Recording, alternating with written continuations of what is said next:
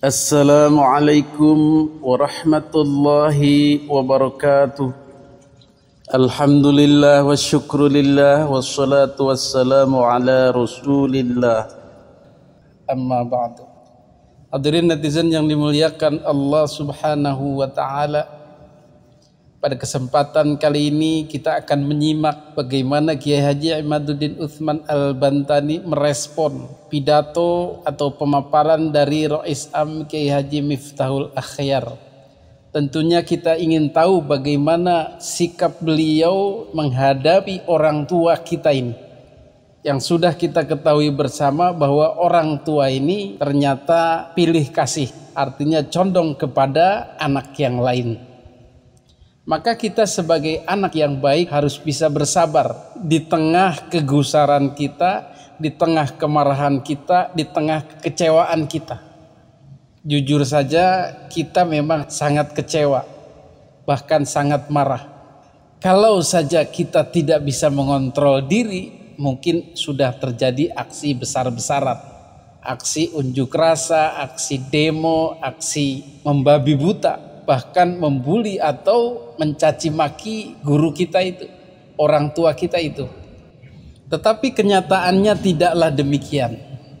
Kita menerapkan pola-pola dakwah, ud'u ila sabili rabbika bil hikmah wal mau'izatil hasanah wajadilhum billati hiya ahsan. Karena kita sangat yakin apa yang kita perjuangkan ini adalah kebaikan.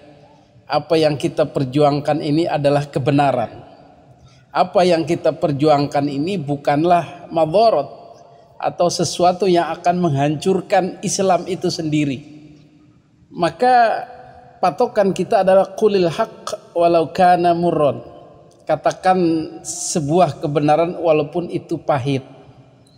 Jadi kita mengerti bagaimana sakitnya orang-orang yang didakwahi itu. Bagaimana marahnya orang-orang yang didakwai itu.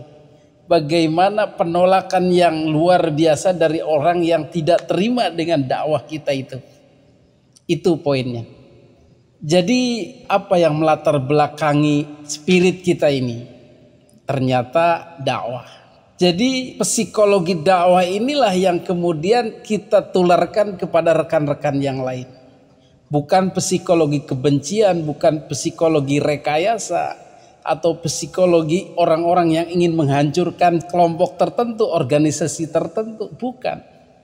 Ini hanyalah dakwah pembaharuan, pemahaman kepada orang-orang. Ketika kita sudah mendakwahkan, maka harapan kita adalah mereka tersadar. Mereka mau mengikuti dakwah kita.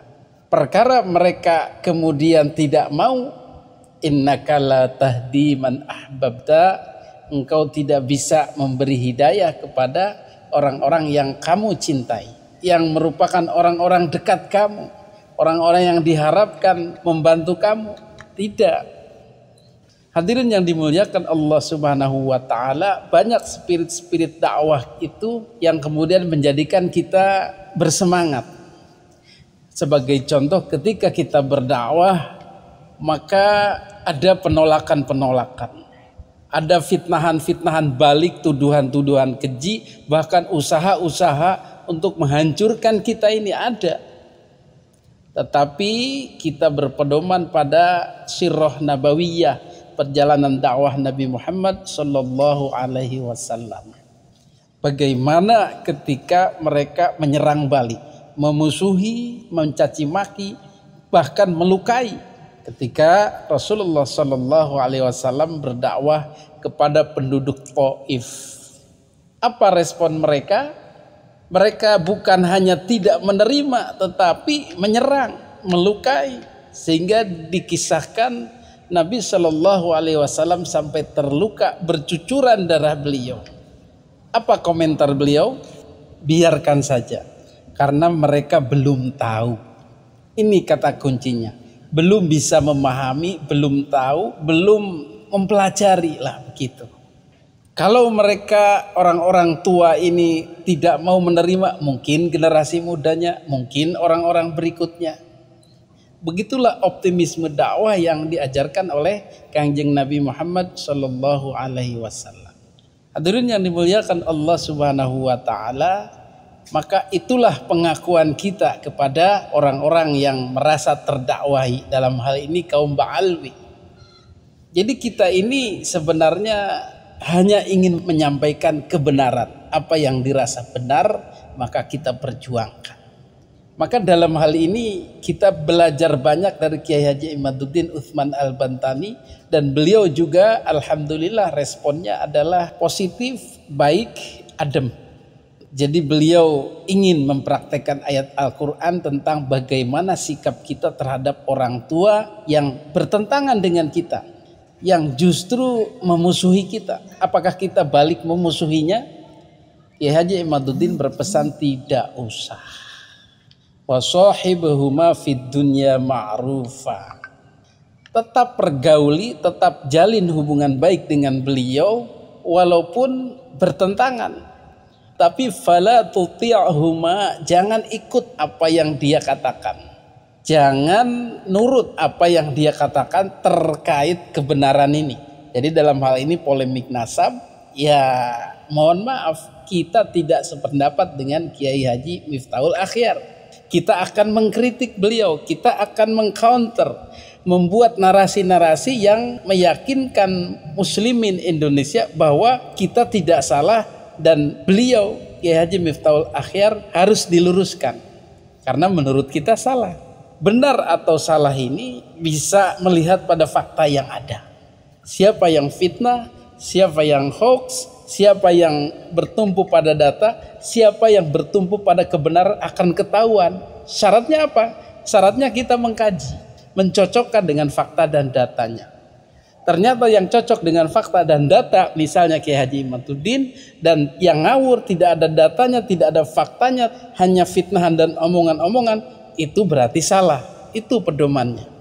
Hadirin yang dimuliakan Allah Subhanahu wa taala, dengan sikap kita yang seperti itu maka kita terselamatkan dari memusuhi orangnya. Jadi kita hanya kontra dengan pendapatnya, kita terus melakukan koreksi-koreksi, bahkan nasihat-nasihat. Karena pada dasarnya setiap orang membutuhkan nasihat, entah itu orang pintar, entah itu orang bodoh, entah itu orang alim, entah itu orang jahil. Untuk lebih jelasnya, marilah kita simak pemaparan himbauan dan nasihat beliau. Assalamualaikum warahmatullahi wabarakatuh. Waalaikumsalam warahmatullahi wabarakatuh. Alhamdulillah, salatan wassalaman ala rasulillah, amma ba'du. Yang saya hormati para alim, para ulama, para jawara, bangke, Ketua MBCNU Tambun Utara. Alhamdulillah pada hari ini saya bisa bersilaturahim di tempat yang mulia ini dalam rangka menepung sanak dengan warga di sini, di dalam rangka safari beberapa tempat untuk mensosialisasikan kewajiban saya yang telah membaca masalah nasab para keturunan Rasul, di mana nasab Rasulullah Muhammad SAW di dunia ini banyak sekali dari keturunan Rasulullah Muhammad SAW, dari Saudi Arabia, dari Qatar, dari Yordan, dari Maroko, dari Mesir, dari Yaman, dari Indonesia, yang kita wajib untuk menjaga nasab-nasab Rasulullah yang asli, mendapatkan haknya sebagaimana seharusnya yang diajarkan di dalam Al-Quran dan Al-Hadis, dan juga wajib menjaga keturunan Rasulullah ini dari masuknya orang-orang yang bukan keturunan Rasulullah mengaku sebagai keturunan Rasulullah. Dan di antara orang-orang yang mengaku sebagai keturunan Rasulullah tetapi dia bukanlah keturunan Rasulullah adalah keluarga Ba'alwi. Berdasarkan penelitian saya dan juga penelitian banyak ulama sebelum saya, bahwa secara ilmu nasab para klan Ba'alwi ini adalah bukan keturunan dari baginda Nabi besar Muhammad SAW. Berdasarkan ilmu sejarah, leluhur-leluhur mereka yang dikatakan Ubaid punya anak namanya Alwi, Alwi punya anak namanya Muhammad. Itu tidak terdata di dalam kitab-kitab sejarah. Namanya sunyi, tidak pernah diberitakan oleh kitab-kitab sejarah. Sampai pengakuan mereka di abad 9 bahwa mereka adalah keturunan baginda Nabi besar Muhammad SAW. Kewajiban itulah bagi kita umat Islam untuk mensosialisasikan kepada masyarakat bahwa tes DNA mereka pun sudah ada bukti dari hasil-hasil tes DNA mereka yang menunjukkan bahwa mereka bukanlah keturunan baginda Nabi besar Muhammad SAW. Namun dengan semua itu saya memohon kepada umat Islam yang telah memiliki pemahaman yang sama, pencerahan bahwa Ba'alawi bukan turun Nabi, untuk senantiasa mengedepankan nilai-nilai akhlakul karimah kepada saudara-saudara kita yang belum, untuk memahami kesimpulan tesis ilmiah ini bahwa Ba'alawi bukan turun Nabi. Karena walau bagaimanapun informasi di dalam alam bawah sadar umat Islam di Indonesia khususnya, sejak kecil kita mengetahui bahwa mereka, karena mereka mengaku sebagai turunan Nabi, kemudian kita dengan husnudzon juga mengakui mereka sebagai turunan Nabi. Nah, tentunya baik dari masyarakat luas, masyarakat awam, juga para ulamanya, para kiai, itu masih banyak yang mempercayai bahwa mereka turun Nabi. Kamu di sana ada tamu. Walaupun secara kuantitas mereka sekarang ini sebentar kecil, lagi narasi. yang paling banyak adalah mereka yang sudah menyadari dan memahami bahwa Ba'alawi bukan turun Nabi. Bagi saudara-saudaraku yang sudah memahami kesimpulan bahwa Ba'alawi bukan turun Nabi, untuk mengedepankan rahmah, mengedepankan kasih sayang di dalam memberikan pemahaman itu, tidak mengedepankan hal-hal yang malah akan membuat bangsa kita berpecah belah. Karena tujuan kita bersama ini adalah demi menjaga marwah daripada umat Islam Indonesia, menjaga kehormatan kiai-kiai kita, memuliakan guru-guru kita. Kalaulah guru-guru kita yang ingin kita muliakan itu belum sepaham dengan kita, maka saya memohon agar para saudara-saudaraku yang mendukung tesis saya itu juga tetap untuk mengedepankan nilai-nilai akhlak, nilai-nilai moral kita sebagai warga NU, terutama di dalam bagaimana kita mengkritisi orang-orang tua kita yang masih dalam tanda kutip membela klan Ba'alawi. Jadi pemahaman mereka bahwa Ba'alawi ini adalah keturunan Nabi adalah pemahaman yang selama ini sudah ada sejak mereka kecil. Akan sangat sulit, membutuhkan waktu untuk kemudian berbalik arah. Walaupun dia ini adalah seorang kiai, seorang ustadz, seorang yang berilmu. Berbahagialah saudara-saudaraku yang ketika diberikan sebuah pengetahuan, sebuah kesimpulan ilmiah, dengan cepat mampu untuk memikirkannya, dengan cepat memahaminya, kemudian berkesimpulan yang sama bahwa Ba'alawi ini bukan turun Nabi. Nah, bagi orang-orang tua kita itu, yang umurnya tentu lebih tua daripada kita, kesadaran di dalam diri mereka, informasi yang ada lebih melekat daripada kita yang muda-muda ini. Maka mungkin bagi orang-orang tua kita memerlukan waktu. Maka ada yang bertanya juga tentang bagaimana reaksi atau respon saya terhadap pernyataan guru kita yang mulia Kiai Haji Miftahul Akhyar tentang proposisinya beberapa waktu yang lalu. Maka saya katakan sesuai dengan Al-Quran, karena beliau adalah orang tua kita. Al-Quran mengatakan kepada orang tua kita harus mengedepankan wasahibhuma fid dunya ma'rufa. Hendaklah kita bergaul, hendaklah kita berakhlak dengan orang tua kita itu dengan akhlak yang ma'ruf, dengan akhlak yang baik, dengan akhlak yang menunjukkan bahwa kita betul-betul sebagai anak-anak beliau. Tetapi mengenai kebenaran, Al-Quran sebelumnya mengatakan wa in jahadaka ala an tusyrika bihi ma laysa laka bihi ilmun fala tuti'huma wa sahibhuma fid dunya ma'rufa.